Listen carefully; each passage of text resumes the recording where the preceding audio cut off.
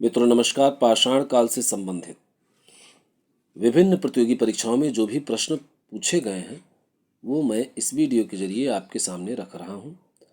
और इसका सबसे बड़ा लाभ मिलेगा कि जब भी किसी भी जो भी परीक्षा आप देने जा रहे हैं, अगर आपके कंपटीशन में वो प्रश्न रिपीट करता है तो आप उसको जानते रहेंगे तो कर लेंगे।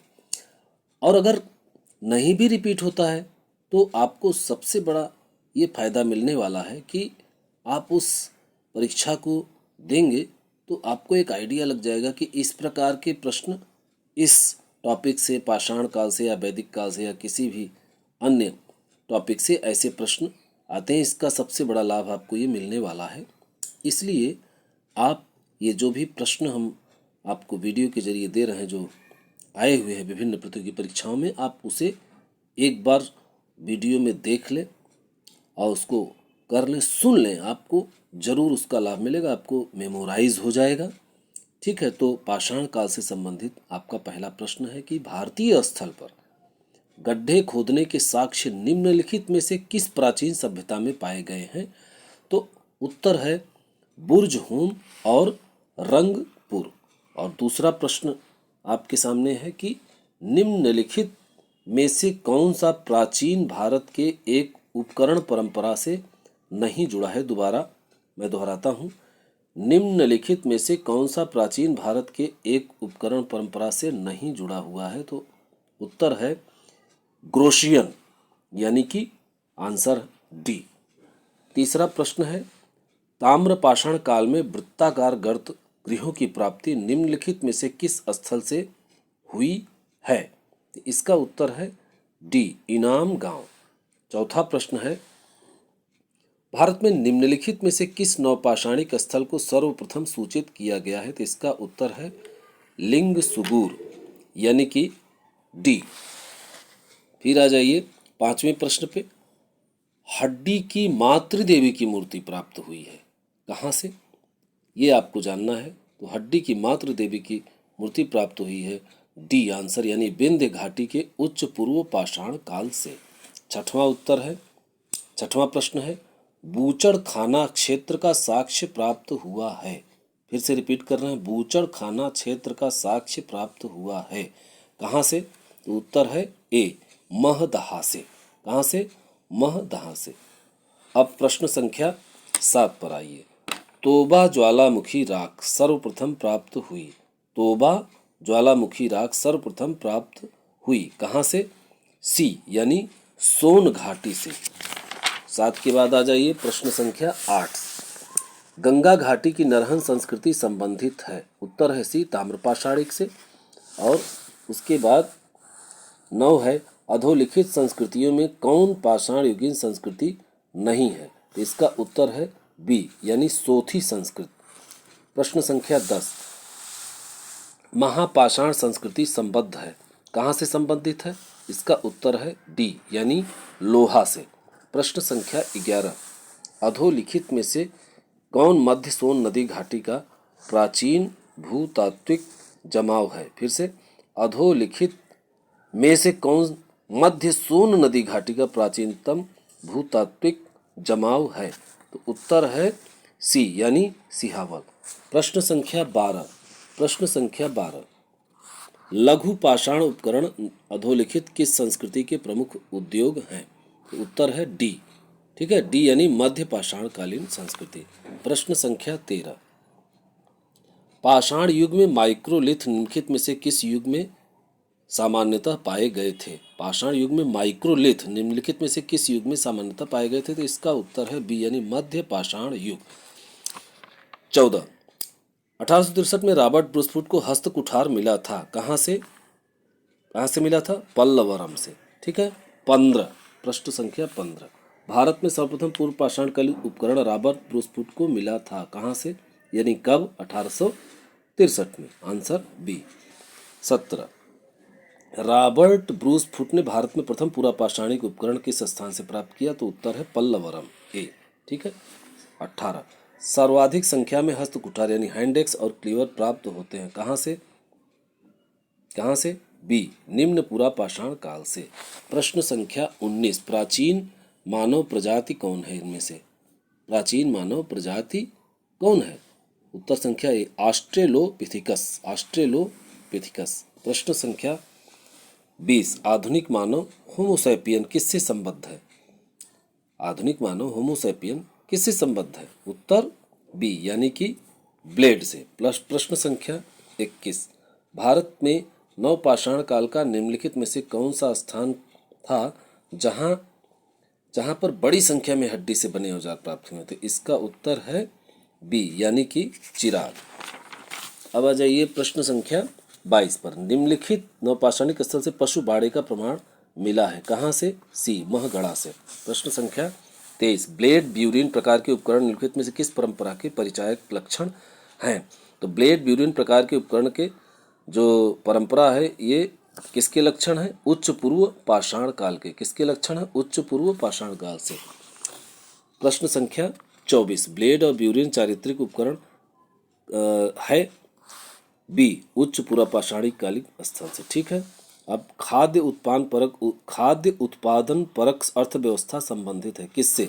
इसका उत्तर है नवपाषाण काल से। और 26 नंबर है, आभूषणों से युक्त मध्य पाषाणिक मानव समाधियां प्राप्त हुई हैं, कहाँ से? सी महदहा से। और प्रश्न संख्या 28, बागोर प्रथम काल का संबंध निम्नलिखित में से किस संस्कृति से है?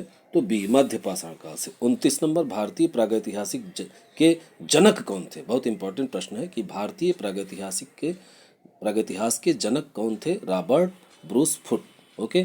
प्रश्न संख्या 30, इनमें से किन्हें भारत के प्रागैतिहास के अध्ययन को आरंभ करने का श्रेय दिया जाता है? तो बी रॉबर्ट ब्रूस फुट। ठीक। 31 नंबर, किसे भारतीय प्रागैतिहास का जनक कहा जाता है? ए आर.बी. फुट यानी रॉबर्ट ब्रूस फुट को। प्रश्न संख्या 32, उत्खनित प्रमाणों के अनुसार पशुपालन का प्रारंभ कहाँ से हुआ था? डी मध्य पाषाण काल एवं नवपाषाण काल से। ठीक है। अब आ जाइए 33 नंबर, निम्नलिखित में से प्राक हड़प्पा संस्कृति कौन सी है? ए कुल्ली संस्कृति। ये 34 नंबर है जिसमें तिथि क्रमानुसार आपको व्यवस्थित करना है कि जैसे पहले पे पूरा पाषाण युग है, दूसरे पे ताम्र युग है, मध्य पाषाण युग है, नव पाषाण युग है। तो इसका उत्तर है डी यानी 1 3 4 2। 1 का मतलब पूरा पाषाण काल, 3 का मतलब मध्य पाषाण काल और 4 का मतलब नव पाषाण काल, उसके बाद तब दूसरा यानी ताम्र युग। अब आ जाइए प्रश्न संख्या 35, इसको भी कालक्रम से लगाना है कि लौह युग, कांस्य युग और पूर्व पाषाण युग, नव पाषाण युग, इसको क्रम से लगाना है आपको। तो इसका उत्तर है डी यानी 3 4 2 1। 3 का मतलब पूर्व पाषाण काल, 4 का मतलब नव पाषाण युग, 2 का मतलब कांस्य युग है यहाँ पे और 1 का मतलब लौह युग है। अब आ जाइए प्रश्न संख्या 36, परिष्कृत औजारों का युग माना जाता है बी उच्च पूरा पाषाण युग। और उसके बाद प्रश्न संख्या 37, पूरा पाषाण युग का प्रमुख औजार कौन है? तो ए हस्तकुठार। 38 नंबर, हैंड एक्स और क्लेवर आदि उपकरण किस पाषाण कालिक परंपरा के परिचायक हैं? बी निम्न पूरा पाषाण काल। 39 नंबर, हैंड एक्स क्लीवर का संबंध है, हैंड एक्स क्लीवर का संबंध किससे है? निम्न पूरा पाषाणिक स्थल से। उसके बाद 40 नंबर है, पाषाण युगीन मानव को आग की जानकारी कब प्राप्त हुई? निम्न पूरा पाषाण काल में। क्या मिट्टी के बर्तन बनाना नव पाषाण काल से संबंधित है? प्रश्न संख्या 41 है, क्या मिट्टी के बर्तन बनाना नव पाषाण काल से संबंधित है? तो सत्य है। 42 नंबर, मध्य पाषाण काल के लोगों को मुख्य विशेषता क्या थी? लघु पाषाण उपकरण का प्रयोग। 43 नंबर, पूर्व पाषाण युग के लोगों का प्रमुख उद्यम क्या था? शिकार। 44 नंबर, पूर्व पाषाण मानव का मुख्य धंधा क्या था? कृषि। 45 नंबर, प्राचीन भारत में कृषि के प्राचीनतम उल्लेख कहाँ से मिलते हैं? बी मेहरगढ़ से। 46 नंबर, चावल का प्राचीनतम प्रमाण कहाँ पाया जाता है? बी उत्तर प्रदेश में। 47 नंबर, भारतीय उपमहाद्वीप में धान की खेती का प्राचीनतम पुरातात्विक साक्ष्य कहाँ से प्राप्त हुआ? डी उत्तर प्रदेश के कोल्डी हवा से। 48 नंबर, कृषि के प्राचीनतम साक्ष्य कहाँ से प्राप्त होते हैं? ये सी लहुरा देव से। 49 नंबर, किस नवपाषाणिक स्थल से धान की खेती का प्राचीनतम साक्ष्य मिले हैं? तो लहुरा देव से। 50 नंबर, चावल का प्राचीनतम उल्लेख किस स्थान से हुआ है? देख सकते हैं आप, सी कोल्डी हवा से। 51 नंबर, गंगा घाटी में धान उत्पादन के प्राचीनतम प्रमाण किस स्थान से मिले हैं? तो सी लहुरा देव से। 52, कायथा संस्कृति के अवशेष किस राज्य में पाए गए हैं? बी मध्य प्रदेश से। 53 नंबर, ताम्र पाषाणिक कायथा संस्कृति की खोज की गई किसके द्वारा? वी एस वाकड़कर के द्वारा यानी बी। हथनोरा के पूर्व पाषाणिक मानव के जीवाश्मों की खोज किसके द्वारा की गई? B A.K. सोनकिया द्वारा। ठीक है। अब उसके बाद आ जाइए 55 नंबर, भारतीय उपमहाद्वीप में निम्नलिखित में से किस स्थल से सर्वप्रथम होमिनिड जीवाश्म की खोज की गई? तो डी हथनौरा से। 56 प्रागैतिहास के अध्ययन का विषय क्या है? ए यानी निरक्षर समाजों का इतिहास। 57 नंबर, प्राचीन भारत की जोरवे संस्कृति निम्नलिखित में से किस स्थान के नाम पर ही नामित की गई है? डी महाराष्ट्र के। 58 नंबर, जोरवे संस्कृति के स्थलों में अधिवास विन्यास का सबसे अच्छा प्रमाण मिला है? ए इनाम गांव। 59 इनाम गांव प्रमुख पुरास्थल कौन सा है इसका? जोरवे संस्कृति। 60 नंबर, फसल काटने का आयताकार पाषाण उपकरण यानी कि हार्वेस्टर किस नवपाषाणिक संस्कृति से प्राप्त हुआ है? ए कश्मीर से। 61 शवाधान में मानव के अवशेषों के साथ कुत्ते बकरे जैसे पालतू पशुओं को दफनाने का साक्ष्य कहाँ से मिला है? तो ए बुर्ज होम से। प्राचीन पाषाण युग के निम्न निवासियों को निम्नलिखित में से किस विषय का ज्ञान था? तो सी शिकार। 63 नंबर, पूरा पाषाणकालीन मानव का मुख्य विषय क्या था? सी आखेट। ओके। 64 नंबर, निम्नलिखित में किस एक पुरास्थल से नवपाषाण संस्कृति से लेकर के हड़प्पा सभ्यता तक के संस्कृति का अवशेष प्राप्त हुआ है? इसका सही उत्तर है बी मेहरगढ़। बी ये देख लीजिए, बी मेहरगढ़। ठीक है। 65 नंबर पे आइए, प्रागैतिहासिक युग में मानव कहाँ रहता था? ठीक, कहाँ रहता था? डी इन सभी में, यानी मचान पर, कंदरा में, झोपड़ी में, सभी पे रहता था। 66 नंबर, निम्नलिखित में से कौन सा प्रागैतिहासिक स्थल नहीं है? तो मित्रों कौशाम्बी नहीं है। मनुष्य में कृषि का ज्ञान प्राप्त किया कहाँ से, किस युग में? सी नवपाषाण काल में। ठीक है। अब आ जाइए 68, अनाज की उपज प्रथम बार प्रारंभ हुई। 68 क्वेश्चन क्या कर रहा है? अनाज की उपज प्रथम बार प्रारंभ हुई कहाँ से? ए किस युग में, यानी नवपाषाण युग में। 69 भीमबेटका। भीमबेटका नाम सुने होंगे आप लोग। भीमबेटका प्रसिद्ध किस लिए है? तो डी किसके लिए प्रसिद्ध है? शैल चित्रों के लिए। 70 नंबर, निम्नलिखित स्थलों में से कौन सा स्थल प्रागैतिहासिक शैल चित्रकला के लिए प्रसिद्ध है? भीमबेटका सी। 71 नंबर, शैल चित्रकारी के लिए प्रसिद्ध प्रागैतिहासिक स्थल निम्नलिखित में से कौन है?